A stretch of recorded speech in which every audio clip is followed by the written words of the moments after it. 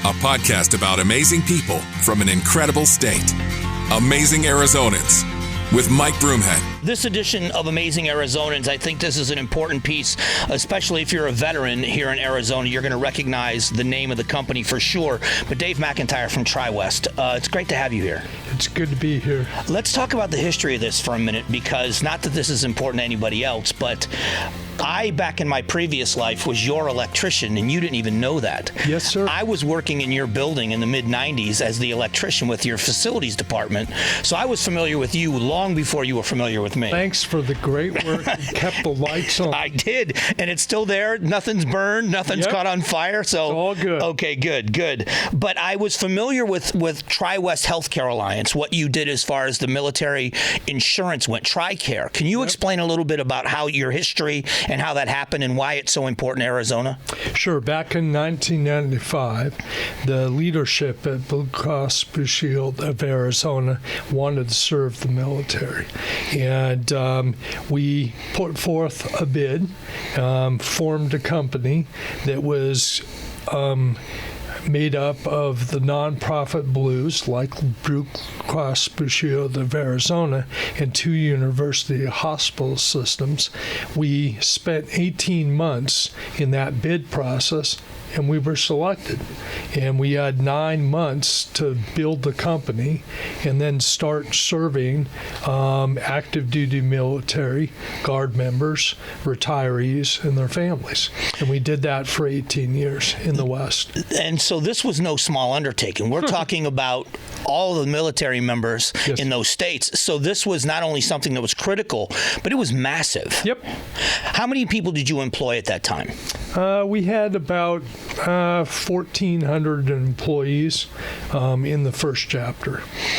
So then the way you and I became more familiar was at the time when all of the news came out about what was happening at the VA, and they were overwhelmed, and we know about the scandals and things that happened. But a solution that Senator McCain worked on along with Senator Sanders, was to come up with what we called the choice card, so that veterans would be able to go outside of the VA system when it was necessary. But you were chosen to implement that. Was it nationwide or just in the Western United States? We were one of 2 companies selected to do that work. We were selected in the West and had the privilege of building some networks to support VA, and that was in September of 2013. We went live in the VA work, including in the state of Arizona, in January of 2014. April of 2014 is the time at which the VA crisis hit the newspapers and hit the radio waves. And we, from that point forth, had to rapidly in succession follow what Congress wanted to do, and with VA, re-engineer the systems and the programs. So it began as a small contract that was focused on specialty care. It quickly added primary care. Then we added mental health, and we added urgent care as we went along over the course of about a year. I think most people assume that what we were doing for the veterans was the best possible care. And this isn't to denigrate anyone else, but there was a lot of shortcomings. It was what I was hearing from veterans were when they were in the VA system, they loved the care and they loved the people.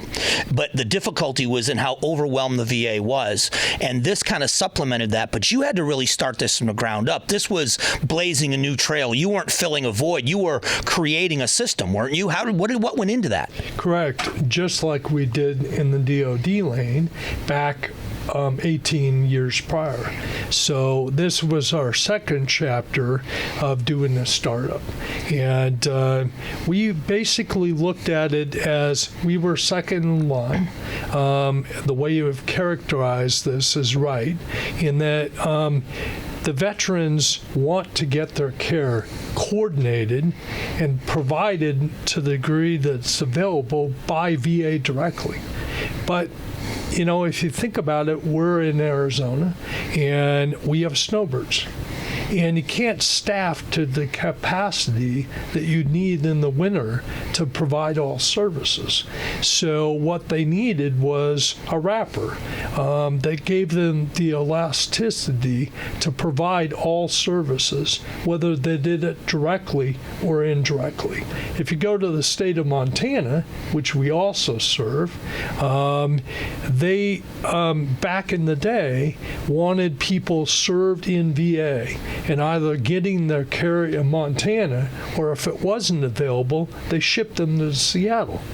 Wow. Now, all veterans in Montana, for the most part, get their care in Montana. First from the VA, and secondly from providers and hospitals that exist in our network to supplement what they do. The other piece of that is the providers, because a provider wants to make sure they're going to get paid in a timely fashion. So that had to be a piece for them as well. When you bring in a new system like this, providers had to have some assurances that they were going to get paid in a timely fashion. How did you handle that? Well, and that's very attuned to what the issues were, because the doctors had not been well paid, meaning they weren't paid on time. It wasn't accurate. They had to chase their bills. And we now pay all claims for the services that we order on behalf of the VA in 5 days on average, and to 99% accuracy.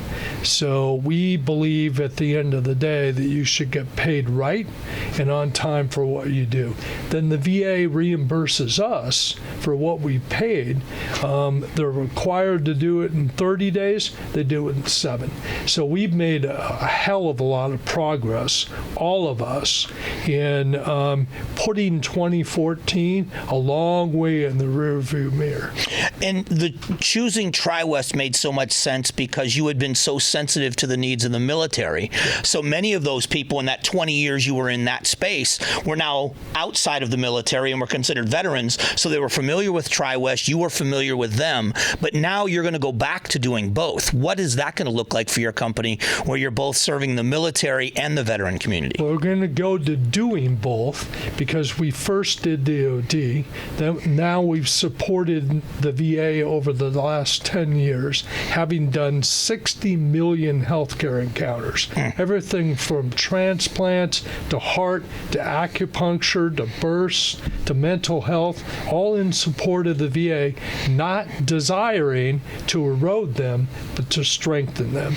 And we were selected recently by the Defense Department to come back to their side, and we will now have a responsibility starting 1/1 of 25 for TRICARE, which is the parallel program. If you think about it, at the end of the day, your brother served, right? You don't become a veteran unless you went to boot camp. Right. And so that longitudinal journey is really important.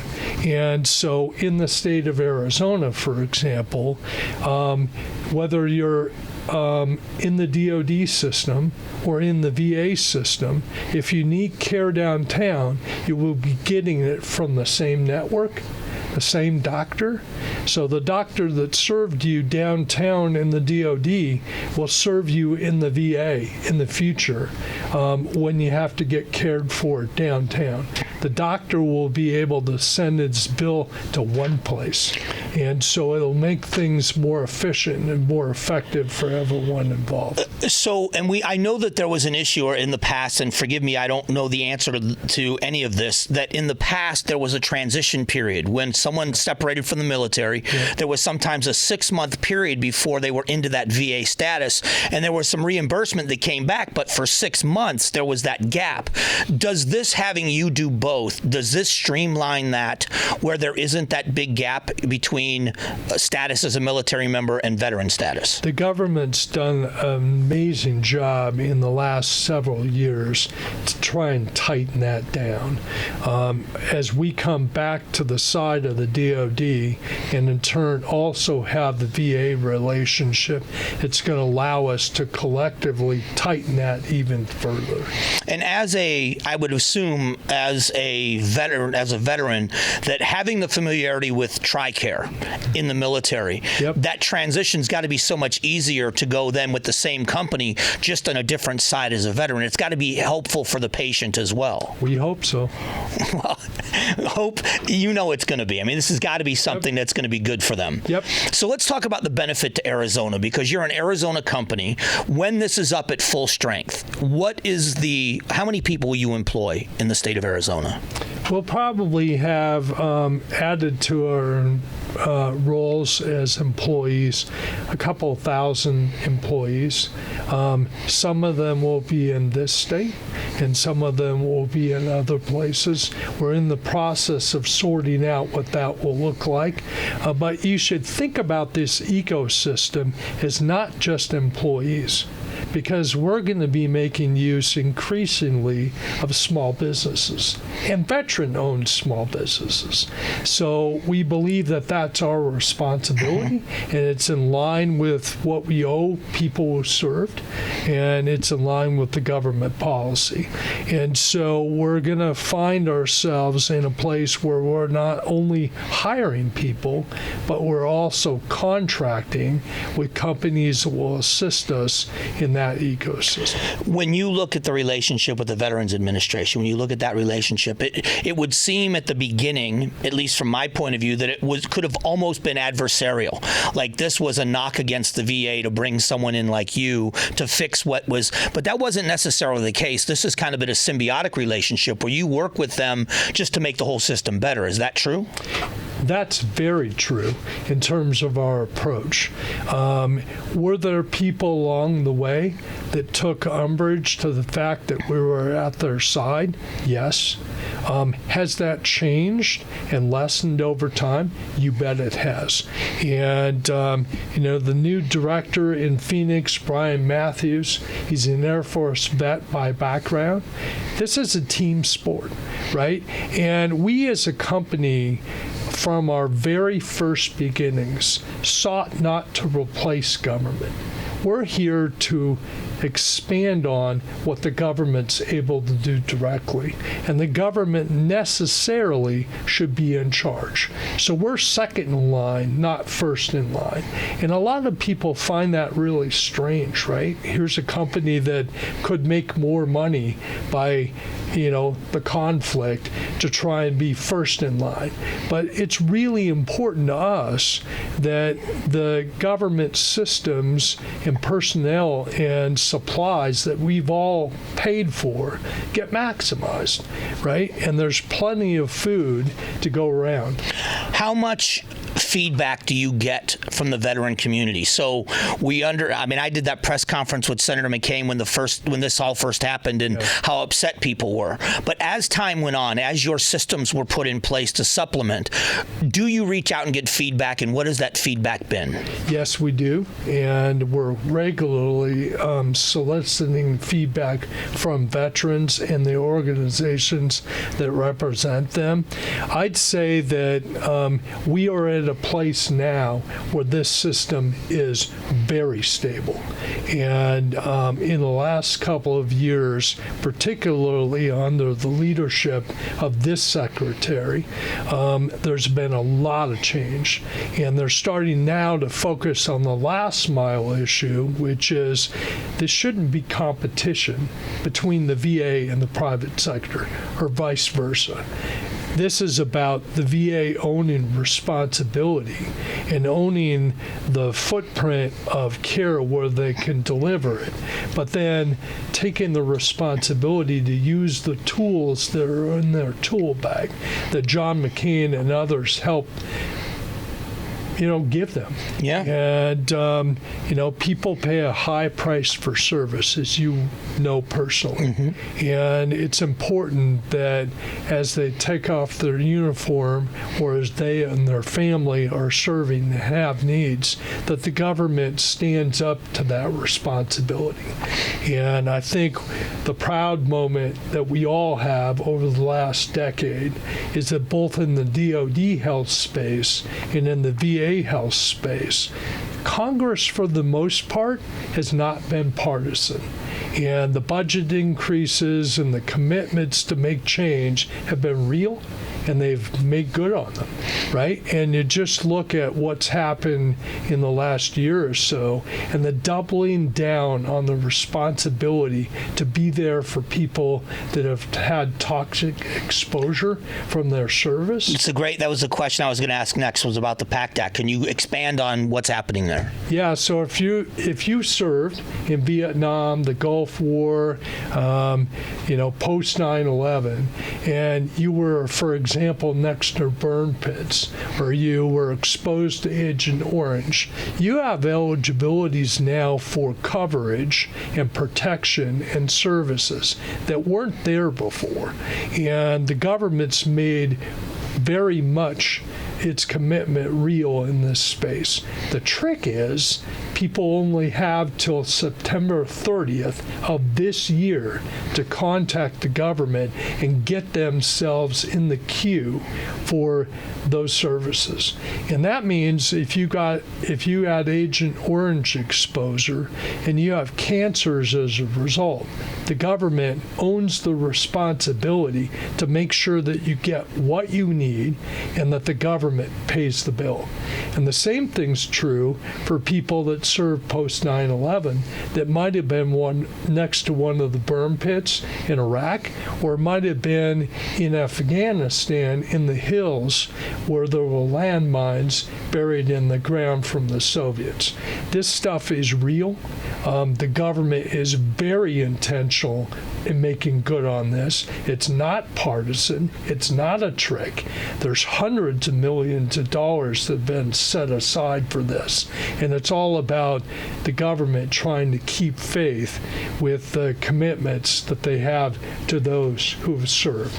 And if you'll permit me, sure, I have a phone number sure that people could use if they've not enrolled, and they should.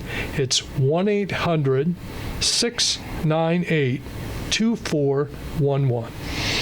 So along the lines of verification, I don't know, maybe this isn't what you guys do, but the verification of those things you just talked about has been an issue that I've heard from veterans in the past, that they have said, this has been happening to me, my doctors have been saying this, we can't get relief from the VA. Is that being expedited now? Are they taking ownership like you said? Oh, yes, it is. And they brought IBM, one of our partners, to the table.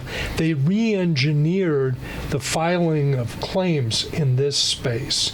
And rather than it taking on average 12 to 18 months, they get those claims processed in a matter of weeks. One of the other questions that I asked a long time ago, and maybe it's been answered, has been, let me give you a scenario, and that is a veteran isn't feeling well on a Friday night.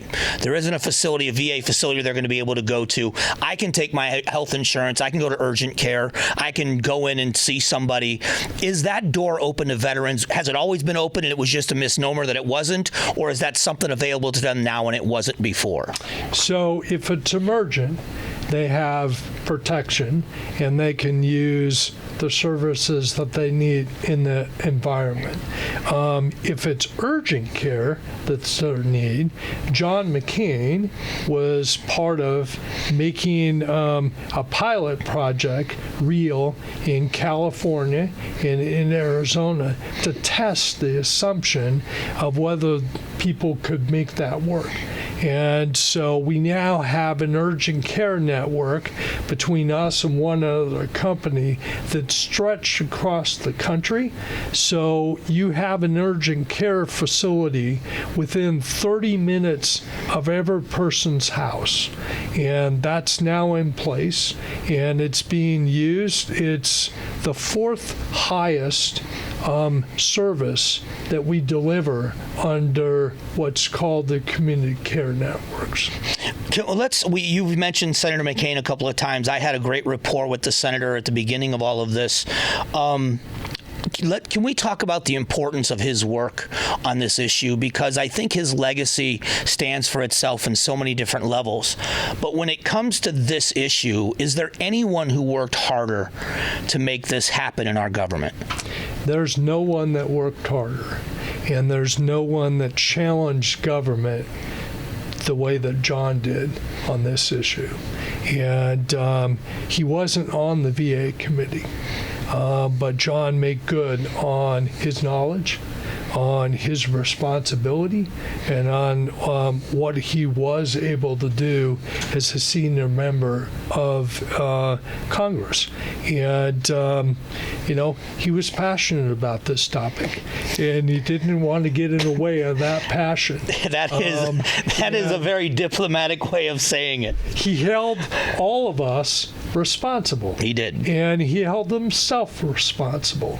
And I had the good fortune of being at the other end of that from time to time. But John was someone who is sorely missed.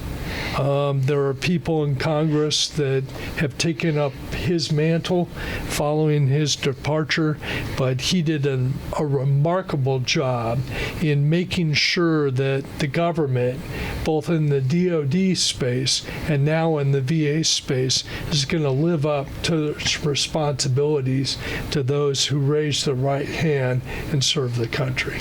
At the beginning of this journey, where I was, where I saw it from a media point of view, and doing that event with the senator at the Burton Barr Library, the look on his face of determination, I can't think of any other word to say about it, and wanting to get something done, and then how quickly, and for him to reach across the aisle and work with Senator Sanders on this, of all people, such polar opposites politically, but to get something done in the government terms very quickly, but then to get this working was nothing short of miraculous. Well, they did, and it was nonpartisan, and it made for strange bedfellows. It sure did. And then they handed to the VA a requirement to stand this thing up in 90 days, which is damn near impossible. And it was a privilege for our entire team to be at their side and make that happen. And the government had to make some adjustments to how they do things to meet that 90-day timeline. One of my proudest moments in this journey in watching Senator McCain was the last House hearing that he ever participated in. And they asked him to come, both sides of the aisle, at a VA committee hearing that was chaired by now Governor of Minnesota, Tim Walz, who at the time, back in the day, was a customer of ours in Minnesota as a Guard member before he went to Congress. And he asked him to come to this hearing because there was an impediment in the law, and it was about this card, right? Was it the card that mattered, or was it the concept of being able to have options and choice that mattered?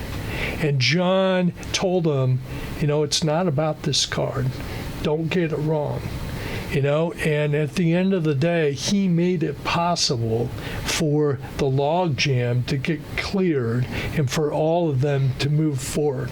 And John got a standing ovation from all of the members at the end of his testimony. I was on the plane flying back on America West at the time, and came back.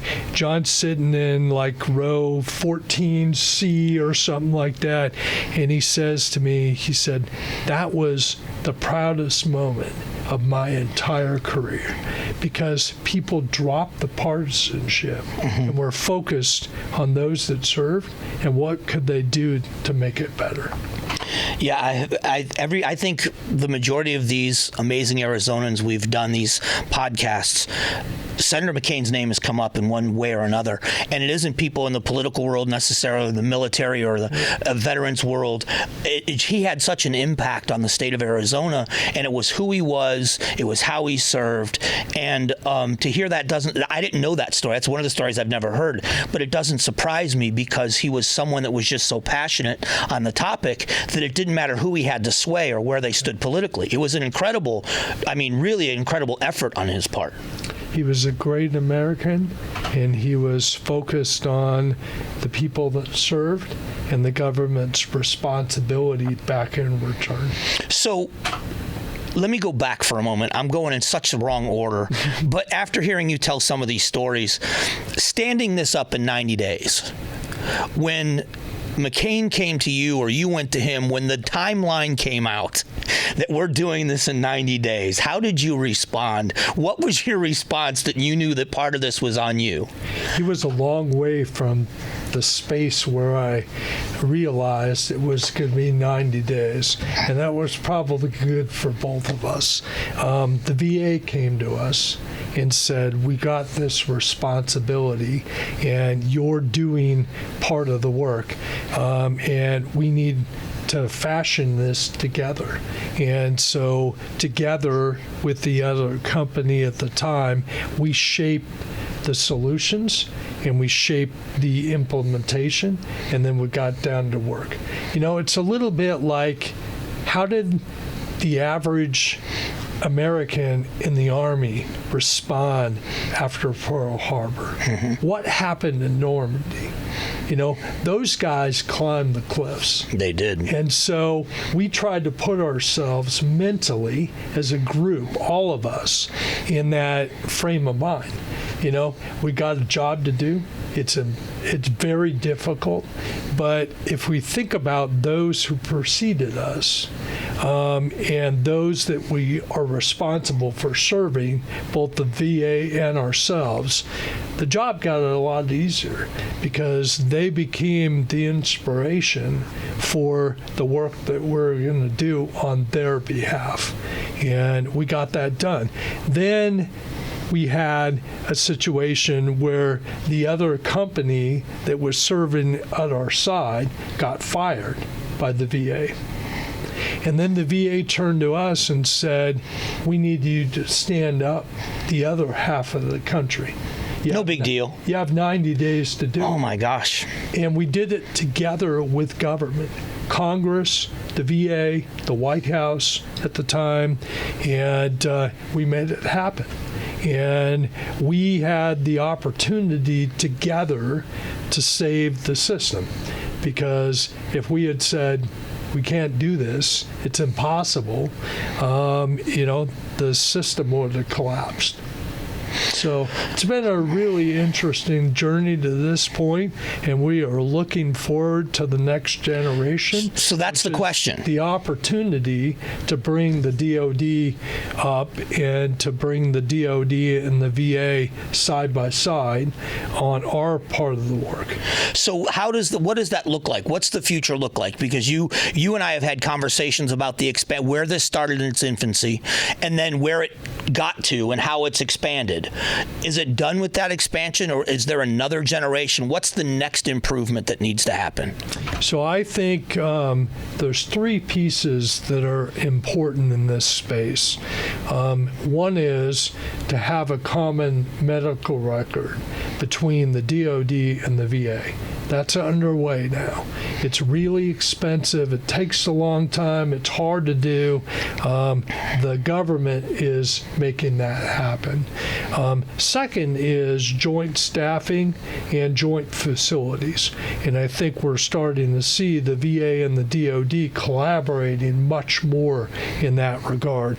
And the third is what we're going to be birthing, which is common networks, right? So you have one network to draw from to serve both sides. And as all that gets stood up, then the opportunity to thread pieces together to make things both more effective and more efficient is going to be very real. Can you give that phone number out again? I would just like for anybody that's watching to be able to have that number handy, because the deadline's approaching pretty quickly and it's an important number to have. Yes, sir. The PACT Act phone number is 800-698-2411. I appreciate the time and the story. The idea of the podcast has been to just tell great stories of things that are happening in Arizona. And I don't think there's any way, with the veteran community we have in this state and how proud we are of it, and the military community, that we could tell anything about Arizona without including what you've done over the past 20 plus years in Arizona. And I just want to thank you for everything you've done and what you're going to do, and for just being a part of this community and quietly serving without being out there flashing it in bright lights. It's really been humble service, and I think it's a fantastic story. Well, thank you, and my entire team thanks you, because it's been a full team lift, and the average tenure in our management team is 20 plus years. Wow. So they've been through the fires, and we're getting ready for the last climb and strapping down the ropes and getting ready to climb cliffs.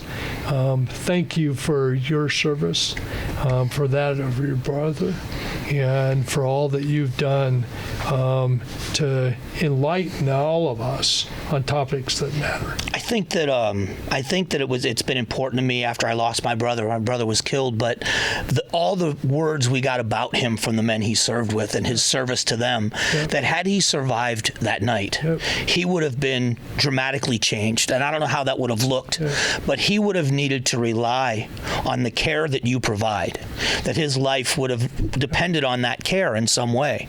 And I can't think of a better way of honoring him than by making sure the stories like yours are told, and that those programs are available to the men and women that served, because they've earned it. They've earned every bit of this. And I think that's why I admire you so much, because I know you've spent your career dedicated to making sure that these men and women, whether they're in the military or in the veteran community, get the things that they have earned, and they get it in a timely fashion, and they get it in an excellent fashion. So I can't thank you enough, and I'm starting to tear up just talking about it, because it's so important that these men and women get what they've earned. And without organizations like yours, who knows what that would look like. It's been an awesome privilege, and the next chapter is going to be the same. Dave McIntyre from TriWest, whether it's TriWest Healthcare Alliance, TRICARE, whatever you call it, if you are a veteran or you're in the military, if you're not familiar right now, you're going to be. And such a great story. Thank you. Thank you. All right.